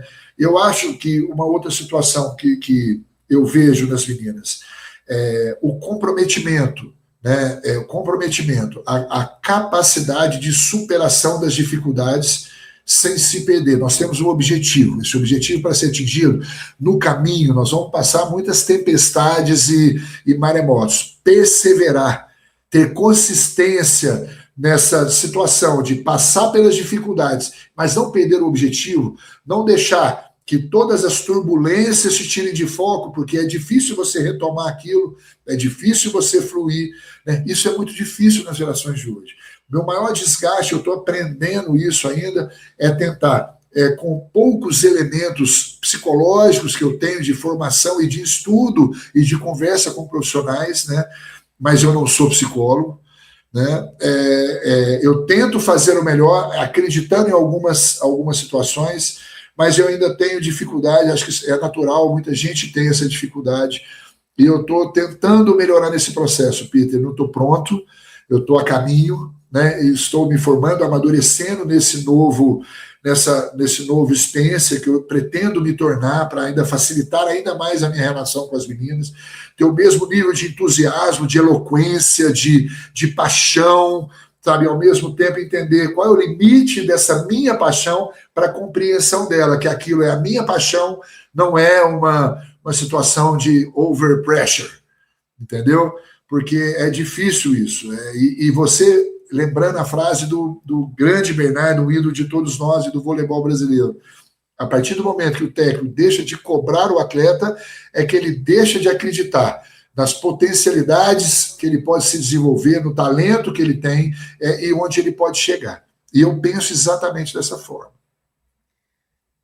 Em tempos em que a saúde mental é um tópico que a gente vem falando tanto, a gente já teve convidados aqui, inclusive quando nós começamos esse podcast, a gente ainda não estava aqui nessa casa maravilhosa com Ataque e Defesa, um dos nossos primeiros convidados foi o Leandro Vissotto, e ele falou muito dessa questão da saúde mental, que ao longo dos anos ela vem sendo ocupando um lugar cada vez mais central, e quando a gente vê, mais uma vez, um técnico do seu calibre, um técnico de primeira prateleira, se preocupando com a própria formação e a própria transformação para que, de certa maneira, a sua atuação profissional siga padrões humanos de excelência, vamos dizer assim, é algo que todos nós precisamos prestar mais atenção. Quer seja um profissional que trabalha no nível Superliga Internacional, quer seja aquele professor que trabalha na escolinha, quer seja o professor que trabalhe com o Master, num projeto de lazer e participação, num projeto de alto rendimento, categorias de base. É muito reconfortante e muito inspirador ver esse seu empenho nessas questões intangíveis para o seu próprio desenvolvimento, para o nosso próprio desenvolvimento enquanto pessoa e profissional, mas também para o desenvolvimento daqueles que são liderados por nós. Essa posição de liderança, ela é muito legal, mas ela traz desafios muito grandes, né? A minha próxima pergunta para você, já falando dessa transformação que você vem trabalhando ao longo dos anos, é sobre estudar. Como é que o Spencer Lee estuda? Se você tem alguma rotina de estudos, quais são as fontes onde você procura informação, conhecimento? Como é que o Spencer Lee se torna um voleibol nerd a cada dia? Peter, a gente, poxa, muito legal você estar lançando o seu livro, não vejo a hora de chegar aqui no Brasil, porque é uma fonte de desenvolvimento profissional, né? Eu já li o do Kaká, do João Crisóstomo, leio, claro, todos os do Bernardo, mas os do Bernardo eles têm um aspecto diferente, ele não é tão técnico, né? Mas traz um conhecimento, traz uma vivência muito grande. Eu amo assistir jogos de voleibol, não é só na TV, não. Eu amo colocar aqui no Data Vôlei, assistir os jogos. Eu costumo assistir de 5 a 6 jogos dos adversários antes de jogar, para que você tenha uma margem grande de informações, de característica. Essa é a minha 20ª participação na Superliga, Peter. Então, eu acho muito legal. Eu vou jogar contra, por exemplo, o próximo jogo é o Sorocaba. Algumas jogadoras do Sorocaba, como a Isabela Paquiardi, a mais experiente dela, já foi minha atleta no Praia e Rio do Sul. Né? Agora, outras, por exemplo, a Camille Salomé, comecei a ver o ano passado na Liga B.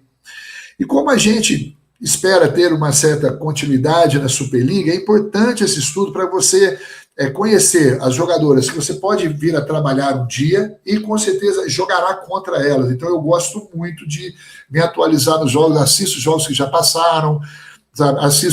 Eu dei um curso internacional em Portugal na época da pandemia e eu trouxe um histórico, era elaboração de um plano estratégico contra o side-out adversário.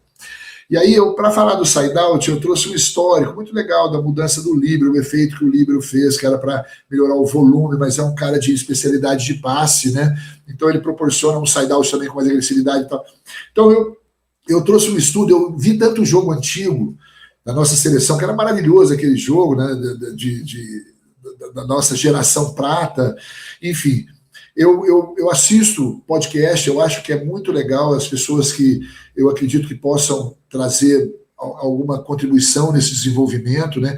Acho que todos podem trazer, né? Eu acho importante, assim, igual a gente brincou, na pior das hipóteses, você vai ouvir aquilo que você não vai fazer, mas eu acho que todos contribuem para alguma coisa. Gosto muito de ver, gosto de ver jogos, gosto de ler livros, gosto de conversar muito sobre. A gente tem uns grupos de WhatsApp, círculos de amizade, que a gente senta para tomar uma cervejinha e vai falar de voleibol e não tem fim. Não acaba o dia, acaba a semana, não acaba o assunto, é impressionante. A gente é muito apaixonado no voleibol, eu sei que você é tanto quanto, né? Que além de trabalhar como profissional lá dentro da quadra, na formação das suas categorias de base, está aí desenvolvendo podcast, propagando o voleibol para as pessoas que querem, que ainda não são, se apaixonarem como nós. Então, são as fontes que a gente tem, né? Você sabe disso, no Brasil nós não temos um acervo literário grande no voleibol, né? Então é o que a gente pôde ler. Desde a época da faculdade eu gostava de ler. Estou tentando lembrar o nome do escritor, que era 1000 Exercícios de Voleibol. Ele é de Belo Horizonte, Pacome. Era o pai do Pacome, se não me engano. Pacome foi técnico do Minas, eu me esqueci do nome dele. Ele tinha 1 ou 2 livros, eu lia na faculdade, eu me formei em 94, né? 93, 94. Então eu lia o livro do Pacome, dos exercícios de voleibol, adorava aquilo ali. João Crisóstomo, Cacá Bisoc e Peter, também eu quero ler o seu livro. E a gente não tem esse acervo. Então a gente tem que assistir, tem que ver, tem que falar, tem que ouvir. Eu sigo algumas pessoas que eu gosto, né? Eu citei do Bernardo, porque ele faz questão de colocar, de expor, né, os pensamentos dele, a maneira como ele vê. Participei de algumas palestras do Bernardo, achei muito interessante.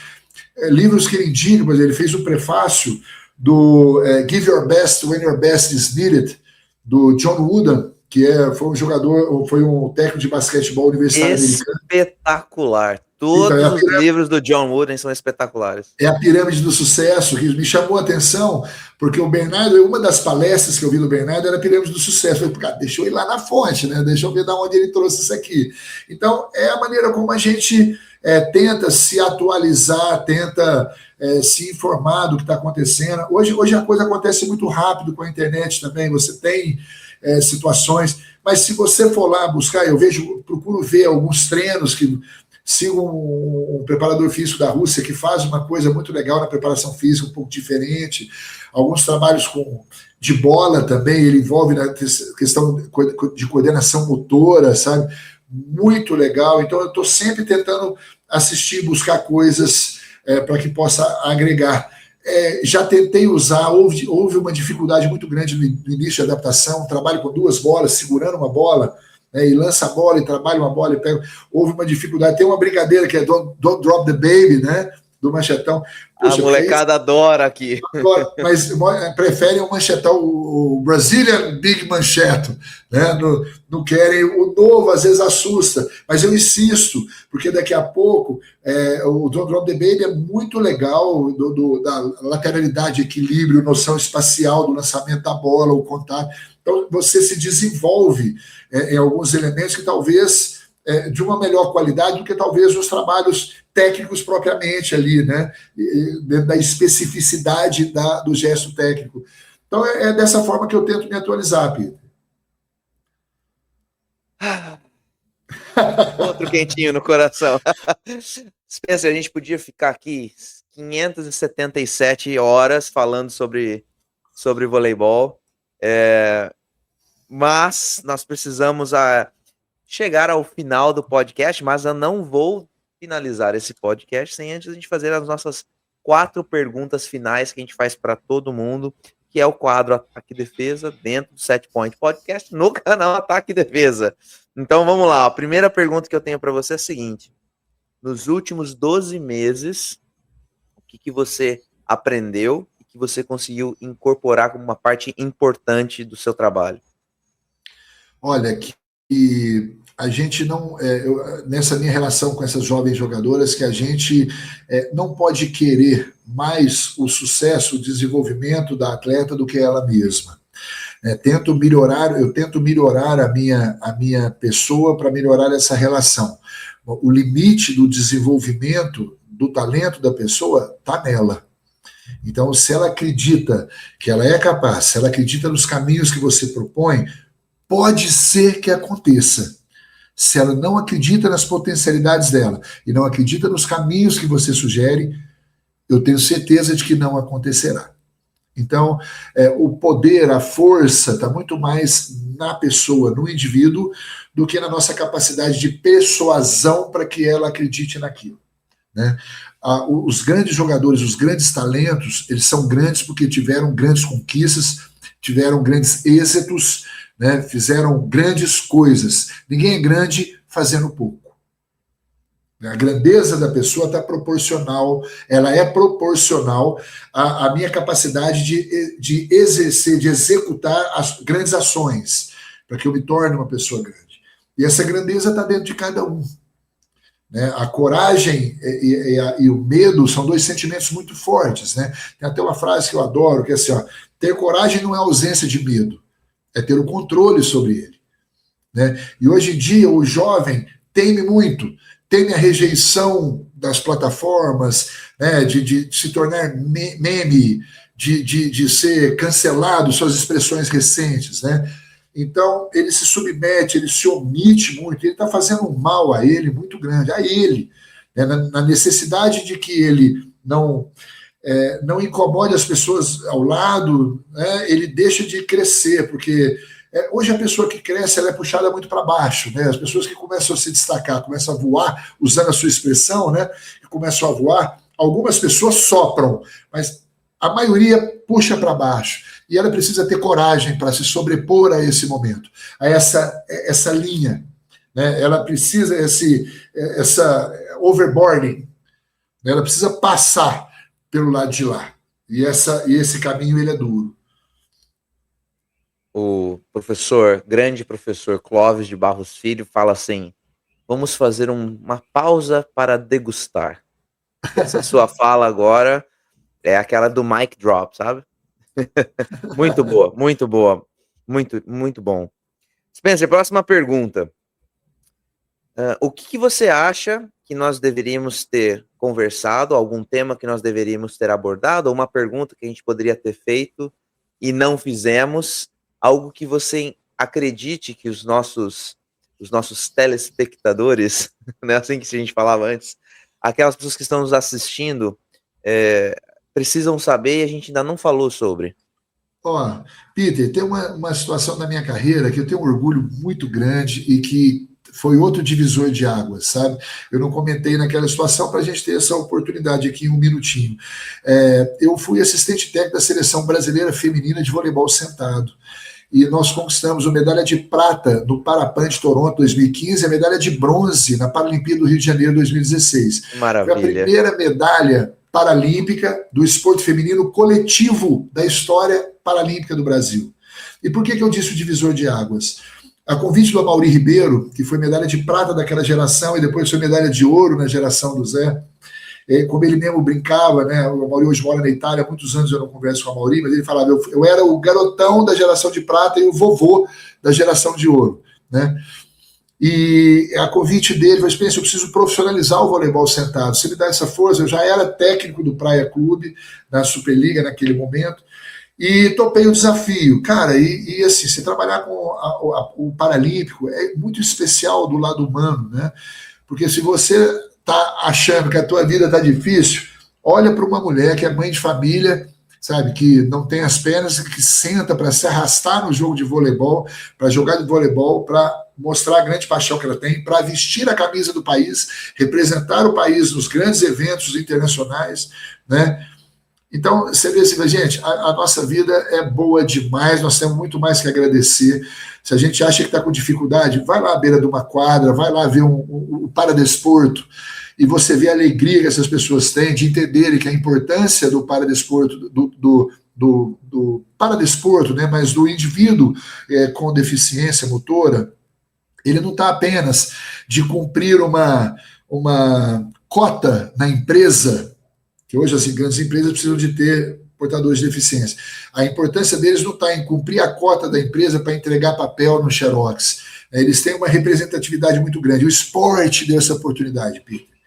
Você vê, o Brasil ele é muito mais medalhista na Paralimpíada do que na Olimpíada, né? Nós temos uma representatividade, um respeito muito grande no mundo paralímpico. Eu tenho um orgulho muito grande de ter feito isso, essa medalha de prata e essa medalha de bronze, né? O Brasil segue a passos largos, eu não pude ficar na seleção brasileira, ficamos em sexto no Mundial em Elbląg, na Polônia, em quinto na Holanda, e depois do Mundial eu deixei a seleção com muita dor no coração, mas uma paixão muito grande. Profissionalmente, isso acrescentou muito na minha carreira. E eu não sei te dizer o quanto pessoalmente.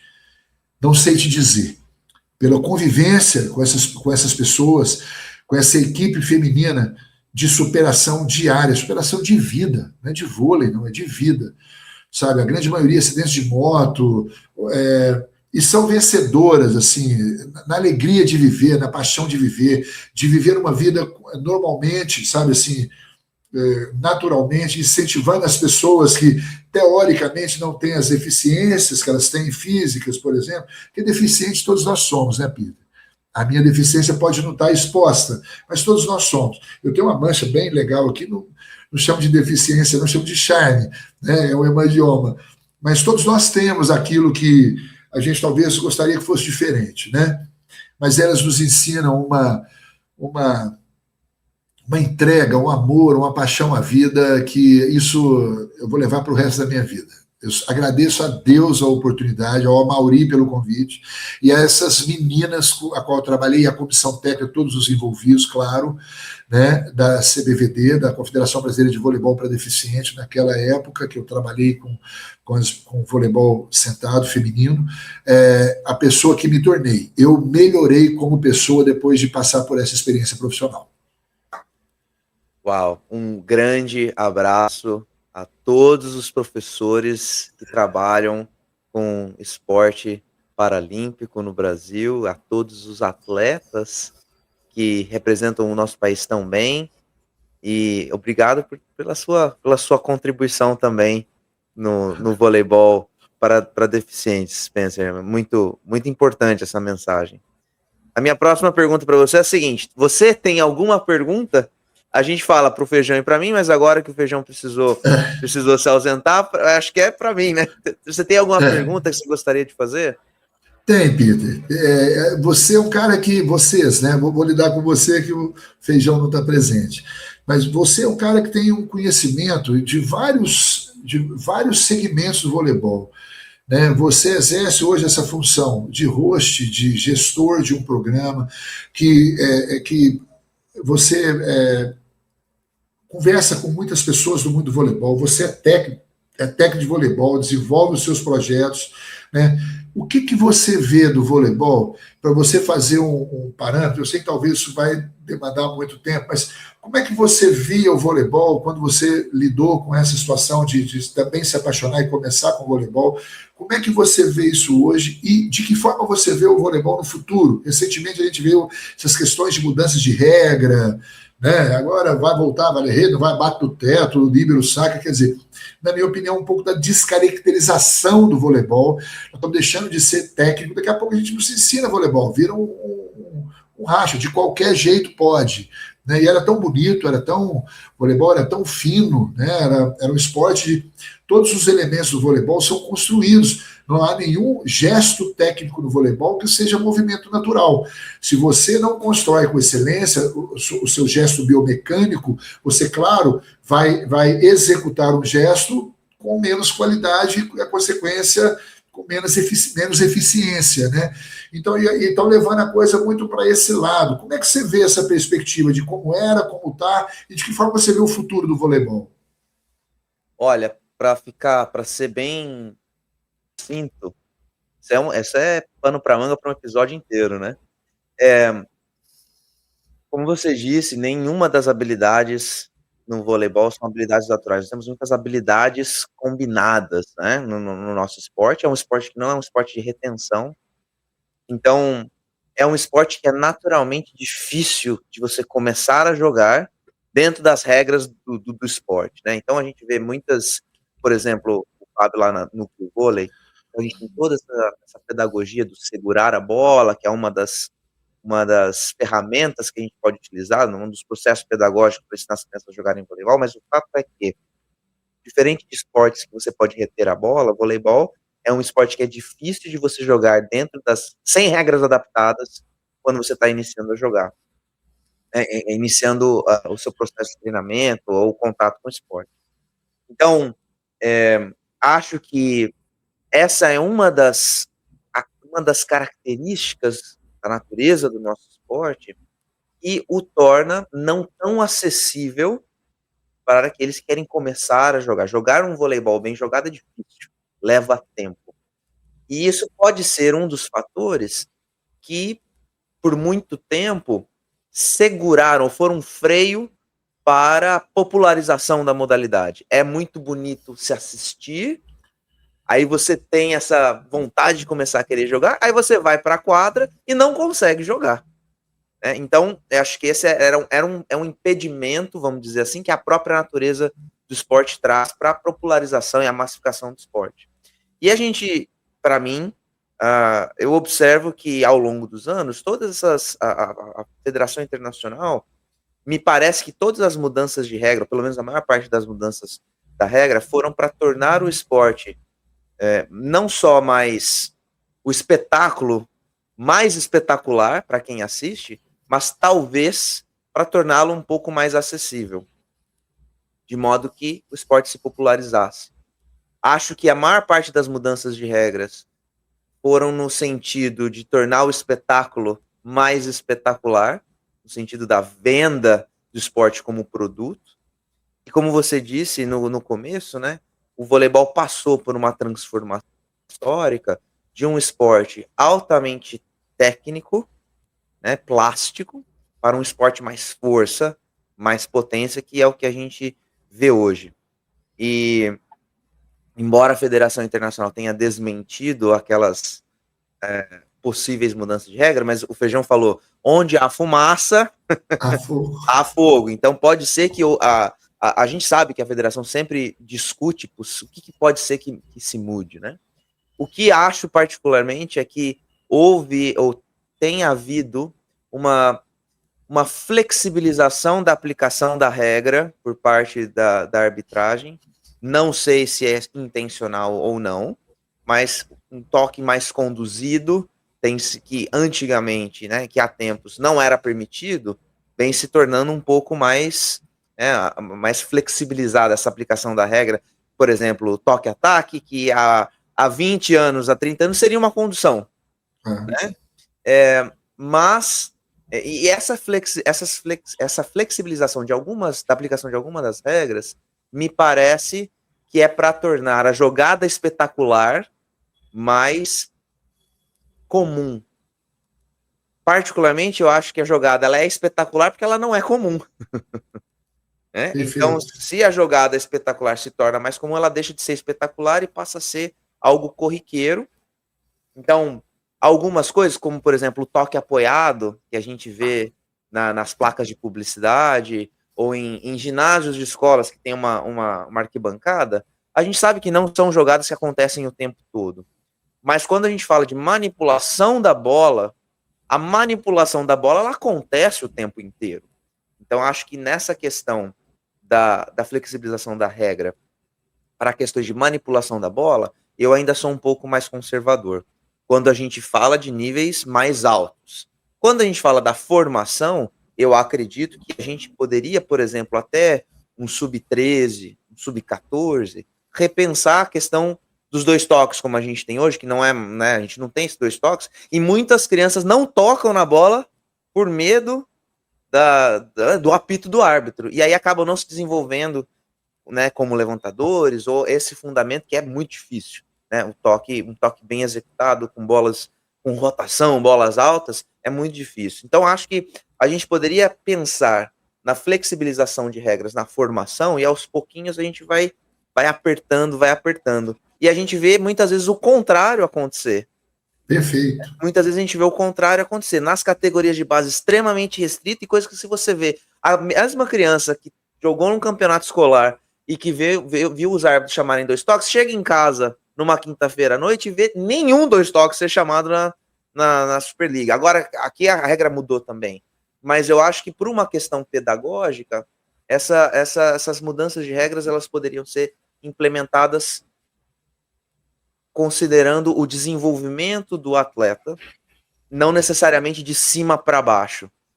Não sei se respondi a tua pergunta, mas é assim que eu enxergo. Deu que eu não existe.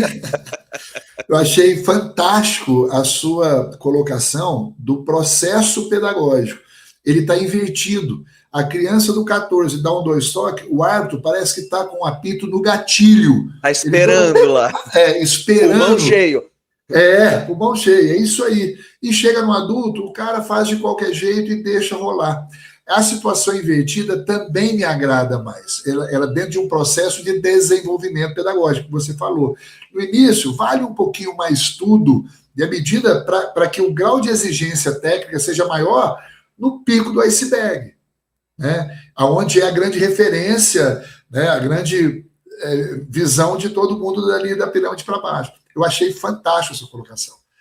O que eu gostaria vai ser um dos meus indicados. Você vai ser um dos meus indicados para a entrevista do podcast.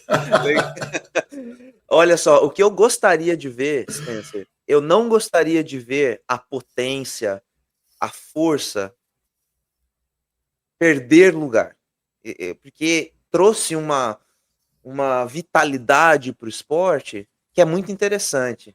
O que eu gostaria particularmente de ver é a potência, a força aliada à plasticidade que a gente viu, como você disse, outrora no esporte. Não estou dizendo que não existe mais, mas o que eu estou dizendo é que parece que tudo, ou, né, me entenda bem, tudo que se faz no sentido do desenvolvimento da força e da potência, e essa questão da manipulação da bola, do movimento plástico, ele acaba sendo deixado um pouquinho de lado, talvez, que eu acho que é uma das características mais apaixonantes do nosso esporte, que é justamente o desenvolvimento dessas habilidades motoras que não são naturais, as habilidades motoras específicas do esporte, que a gente dificilmente vê em algum outro esporte.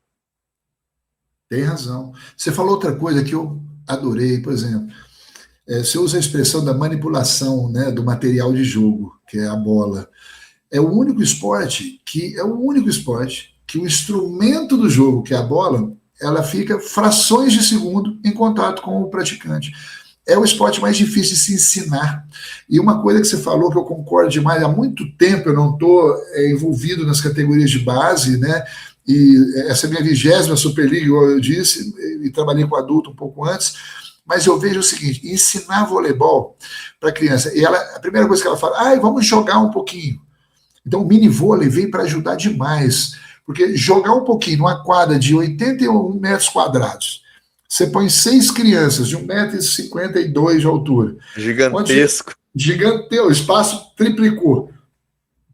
E a gente não consegue jogar a bola para colega, então o jogo fica feio e desmotivante. Chato, fica chato. Fica mal jogado, o jogo fica feio e desmotivante. Então, alguns processos, o minivôlei a gente falou, é muito legal. Eu durante 3 anos, eu passei no concurso para professor substituto na Universidade Federal de Uberlândia, onde eu tinha me formado, nos anos de 2007, 2008 e 2009. Eu já era também técnico do Praia nesse momento. 2007 foi meu último ano no SESI, 2008 e 2009 no Praia. E eu ocupei a cadeira literária, a cadeira de voleibol, e eu dava no 4º período iniciação voleibol, no 5º período táticas e técnicas, e direção de equipes, era optativo no 8º. E eu dei voleibol, mini vôlei pra caramba. Eu fazia com as meninas assim, sabe aquela bola de parque? Sei. Bola de parque, fita no chão, barbante estendido, e as regras são, todo mundo tem que tocar na bola e tal.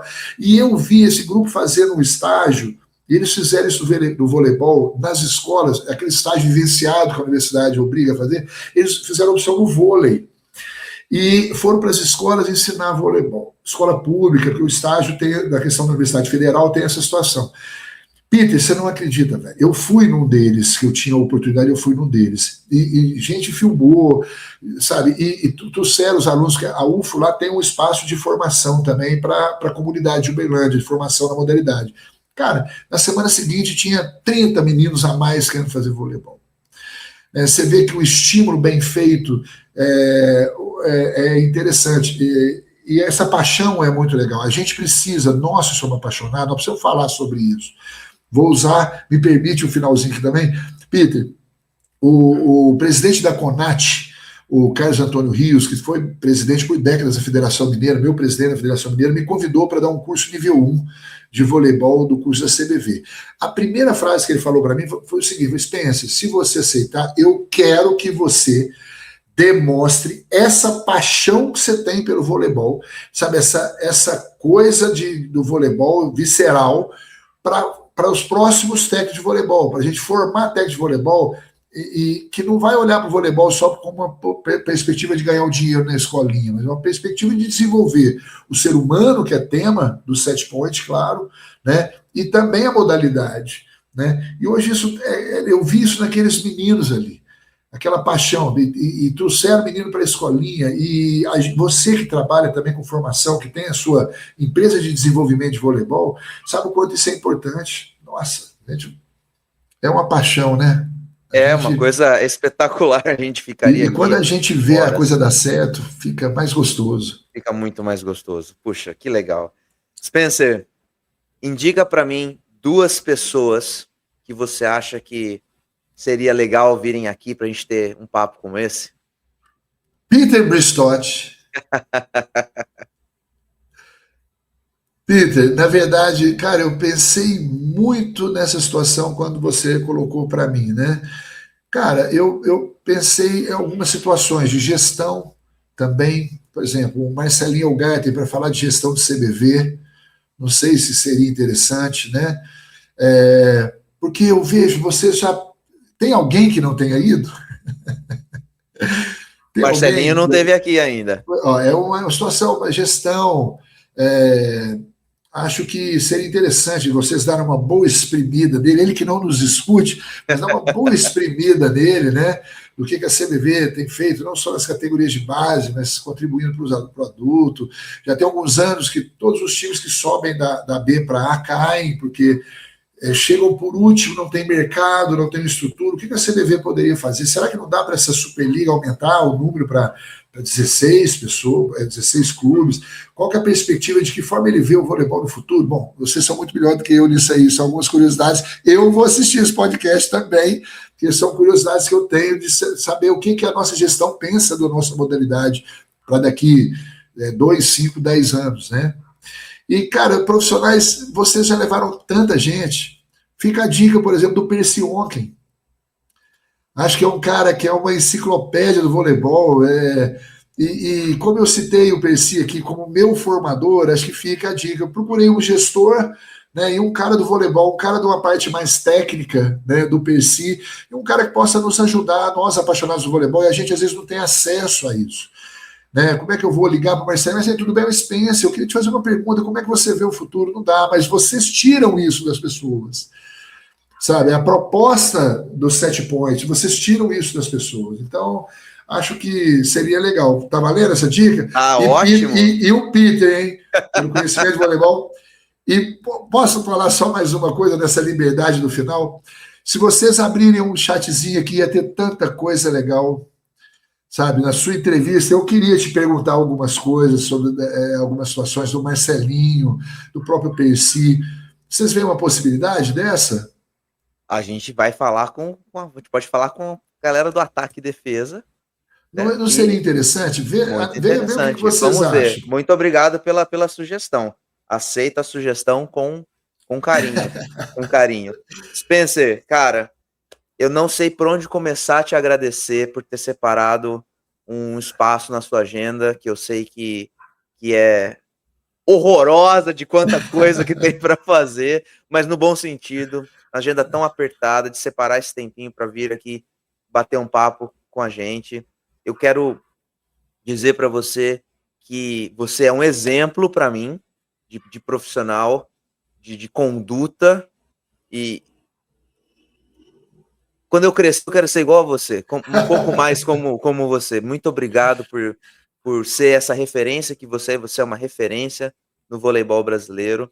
Toda vez que a gente vê alguma coisa que tem você ali nas redes sociais, a quantidade de ex-atletas que falam de você com carinho é uma coisa espetacular de ver. Essa marca que você deixa nas pessoas com quem você trabalha é inspirador. Eu quero desejar a você, Papai do Céu te abençoe demais, amém, que você siga com muito sucesso, com muita saúde, por onde quer que você passe, e já fica o convite para você voltar aqui, para a gente conversar os assuntos. Muito, muito, muito obrigado.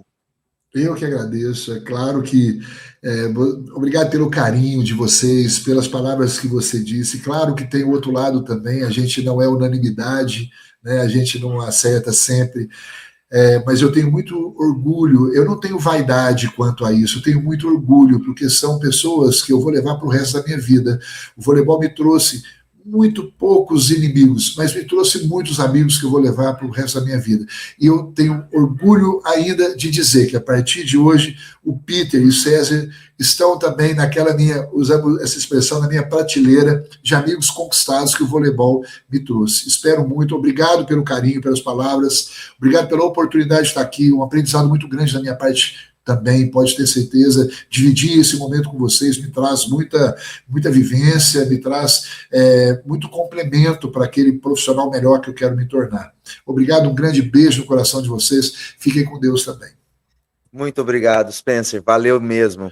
Galera, e se você gostou desse episódio, vai no YouTube, ou você já está no YouTube, na verdade, deixa o seu recado, curte, compartilha, e não se esqueça de se inscrever para o nosso curso DNA do Líder Esportivo, QR Code na tela, descrição do link do vídeo, e use o código DNA20, DNA20, para 20% de desconto. Também vai no Instagram conferir o perfil da Núcleo Vôlei, uma das maiores e melhores escolas de voleibol do Brasil, de Jundiaí, São Paulo, para o resto do Brasil, quem sabe para o resto do mundo, e converse com a Teacher Natália, English for Volleyball, para que você possa dizer sim a oportunidades profissionais na língua inglesa e para que você possa ter acesso a muito conteúdo que é produzido na língua inglesa. Galera, um beijo no coração de todo mundo e volte para conferir o próximo. Valeu, Spencer, abraço, galera. Esse curso aqui é para você construir o seu legado no esporte. Exatamente. E para quem que é esse curso? Esse curso é para técnicos, coordenadores de programas esportivos, ex-atletas, se você quer iniciar uma carreira de sucesso como treinador, como técnico, professores e professoras de educação física que querem se aprofundar na gestão de equipes esportivas e profissionais em geral, que sonham em deixar um legado no esporte. Líderes esportivos, profissionais do esporte, assistente técnico, preparador físico, atleta, professor, professora, esse curso é para você. É isso aí, a gente quer que, através desse curso, você desbloqueie o verdadeiro potencial da sua liderança. Aqui você vai aprender muito mais do que protocolos, você vai aprender a desenvolver seu pensamento crítico, aprender a planejar treinos com intenção, propósito, adaptar esses treinos também à sua realidade. Você vai entender como que o atleta aprende, uma parte muito importante, a aprendizagem motora.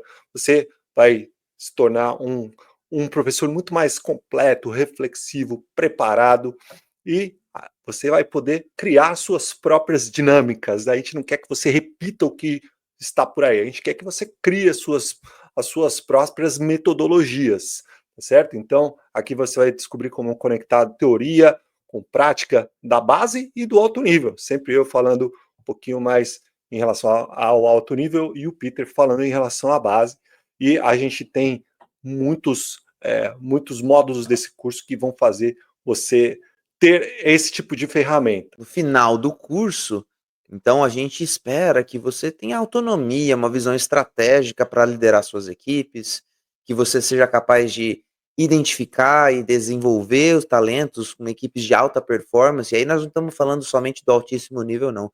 Você pode ter uma alta performance nas categorias de base também, a gente vai falar muito sobre isso nesse curso. A gente quer que você deixe um legado de valor como técnico, como gestor, que você seja reconhecido, reconhecida pela sua excelência profissional. As metodologias são extremamente atualizadas e a gente quer que você otimize o seu desempenho, o desempenho dos seus atletas, de forma que você seja capaz também de trazer decisões táticas precisas e que sejam muito eficientes lá em momentos críticos do jogo. Não espere mais para adquirir esse curso e para construir um legado que vai durar muito tempo. É isso aí. E a gente tem um cronograma de aulas que são 6 módulos básicos que vão falar de liderança, planejamento, aprendizagem motora, aspectos táticos, estatística e um módulo extra que é de voleibol de praia, que também vai te dar muitas ferramentas para você trabalhar com todos os seus atletas em todos esses âmbitos. E a gente gosta de falar das nossas teorias de uma maneira holística. Tudo está conectado, uma coisa está conectada com a outra. Então, se você tiver interesse de participar desse curso, acesse o QR Code, acessa o link que está na descrição desse vídeo e adquira já esse curso que você não vai se arrepender. E aí você vai passar mais de 12 horas comigo e Peter Bristotti dentro do curso. Certo, Peter? É isso daí. É um privilégio estar aqui com você. A gente vai aprender junto nesse curso. Vem com a gente. É isso aí, a gente te vê do lado de dentro.